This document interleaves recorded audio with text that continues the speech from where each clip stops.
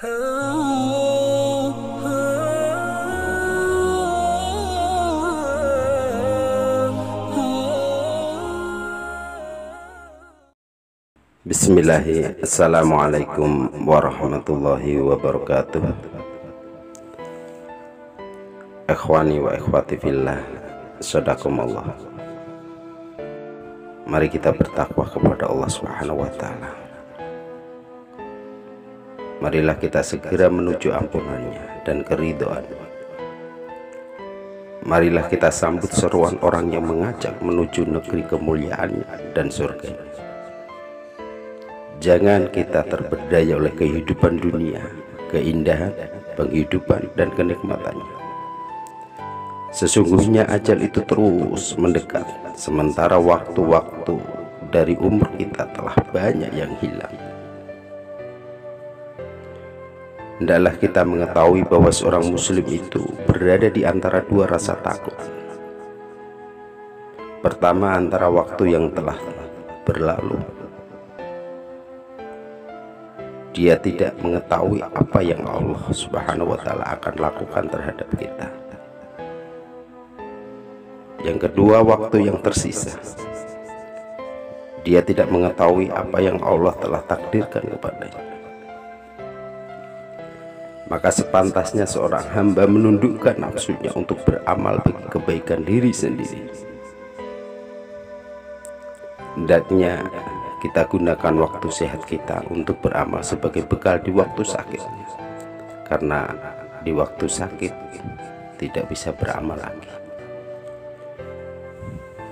Hendaknya kita gunakan waktu hidup kita untuk beramal sebagai bekal setelah mati, karena setelah mati tidak akan bisa beramal lagi. Kenikmatan sudah tertutup. Hendaknya kita gunakan waktu kekayaan kita untuk beramal sebagai bekal ketika waktu kita dalam keadaan miskin. Demi Allah, setelah kematian manusia tidak lagi ada tuntutan. Setelah kematian manusia tidak lagi diperintahkan untuk bertaubat. Demi Allah, setelah kematian tidak ada tempat kecuali surga atau neraka. Maka Nabi Shallallahu Alaihi Wasallam telah memberikan petunjuk dalam perkara ini dengan sabdanya, "Ikhtanim khamsan qabla khamsin," yaitu ambillah kesempatan 5 keadaan sebelum 5 keadaanmu. Artinya gunakanlah 5 kesempatan sebelum datangnya 5 kesempitan. Yang pertama, sababaka qabla hiramika. Gunakanlah masa mudamu sebelum datangnya masa tuamu. Karena masa muda masih punya power yang kuat, punya power yang hebat.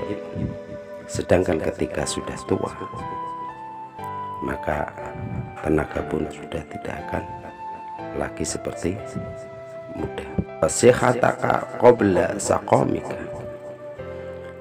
Yang kedua, gunakanlah kesehatan sebelum datangnya sakit. Yang ketiga, wanghinaka qabla faqrik.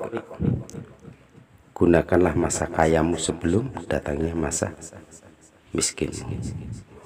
Wa faragaka qabla zughlika. Gunakanlah masa sempatmu sebelum datangnya masa sempit. Wa hayataka qabla mautika. Dan gunakanlah waktu hidupmu sebelum datangnya matimu. Diriwayatkan Hakim nomor 7846. Saudaraku, Nabi Shallallahu Alaihi Wasallam juga menjelaskan ketika ditanya oleh seorang laki-laki dari kalangan Ansor, "Ya Rasulullah, siapakah di antara kaum mukminin yang paling cerdik?"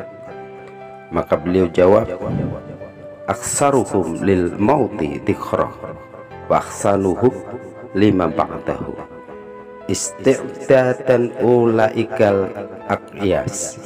Yang paling banyak mengingat kematian di antara mereka, dan yang paling bagus persiapannya setelah kematian, mereka itu orang-orang yang cerdik.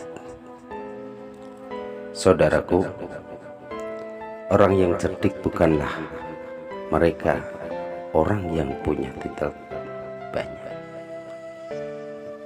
sekolahnya tinggi, tapi orang yang cerdik di sini dikatakan selalu mengingat kematian, karena mengingat kematian adalah satu kontrol dalam kehidupan. Sesungguhnya manusia tidak akan mendapatkan semua yang menjadi angan-angannya. Di surga itu tidak dapat hanya angan-angan, tetapi semua manusia pasti akan mendapatkan balasan dari semua perbuatan. Maka Allah Subhanahu wa taala berfirman dalam surat An-Nisa ayat 123 sampai 124. Laisa bi amaniyakum wala amani ahlil kitab. May ya'mal su'an yujzau bihi wa la yajid lahu min dunillahi waliya wala nasir. Pahala dari Allah itu bukanlah menurut angan-angan yang kosong, dan tidak pula menurut angan-anganmu, angan-angan ahli kitab. Barang siapa mengerjakan kejahatan, tentu dia akan diberi pembalasan dengan kejahatan yang dia lakukan, dan dia tidak mendapatkan perlindungan dan tidak pula mendapatkan penolong baginya selain Allah Subhanahu wa ta'ala. Wa may ya'mal minas solihati min dzakarin aw unsa wa huwa mu'min fa ulaika yadkhulunal jannah wa la yuzlamuna naqira. Barang siapa mengerjakan amalan-amalan soleh, amalan-amalan baik, baik laki-laki maupun wanita, sedangkan dia orang yang beriman, maka mereka itu masuk ke dalam surga dan mereka tidak dianiaya walau sedikit. Saudaraku yang Allah muliakan, oleh karenanya marilah kita bertakwa kepada Allah, takut kepada Allah dengan sebenar-benarnya ketakutan. Marilah kita selalu mengetahui bahwa Allah Subhanahu wa ta'ala selalu mendengar dan melihat. Kebanyakan manusia tidak perhatian dengan berita yang sangat besar, yaitu berita tentang hari akhir dunia ini, artinya kiamat.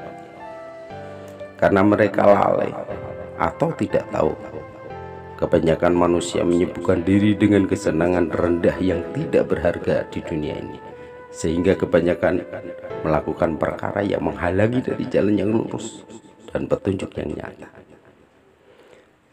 Tidakkah berbagai kejadian dan bencana yang telah kita lihat menyadarkan kita? Tidakkah berbagai berita musibah yang dialami oleh orang-orang yang mendustakan para rasul dan bermaksiat yang telah kita dengar mengingatkan kita? Berita musibah dan bencana yang telah menimpa orang-orang yang berpaling dari ajaran para rasul, para penyeru, dan mengikuti hawa nafsu mereka. Bagaimana mereka merasakan akibat dosa-dosa, bagaimana keadaan mereka yang telah berbuat melewati batas dan sewenang-wenang.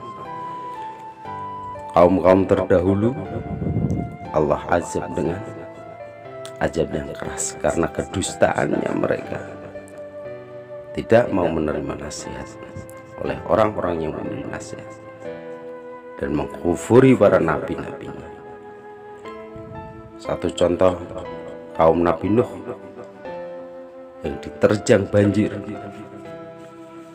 suku Ad yang dihajar angin topan, suku Tsamud yang dibinasakan dengan suara yang memekik telinga, kaum Nabi Lut yang dijungkir balikan kotanya, dan Firaun serta tentara bala tentaranya yang ditenggelamkan dalam lautan.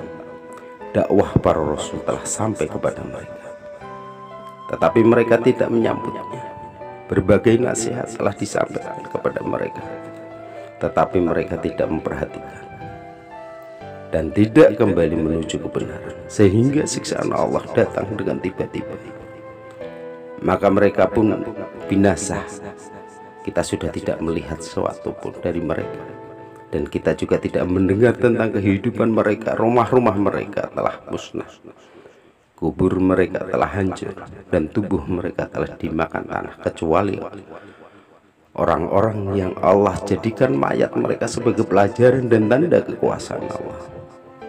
Saudaraku, oleh karena itu marilah kita benar-benar bertakwa kepada Allah Subhanahu wa Ta'ala dan beramal untuk bekal hari pembalasan. Jangan sampai kita lalai, jangan sampai kita menjadi orang yang selalu berpaling dari tuntunan Allah dan hanya memburu kesenangan duniawi yang fana ini. Karena sesungguhnya dunia adalah tempat menanam, berbuat, dan akhirat adalah tempat memanen. Jika tanamannya kebaikan, maka hasil panennya juga baik. Jika tanamannya keburukan, maka jangan salahkan kecuali diri sendiri. Hanya inilah yang bisa kami sampaikan, mudah-mudahan bermanfaat. Kurang lebihnya mohon maaf. Assalamualaikum warahmatullahi wabarakatuh.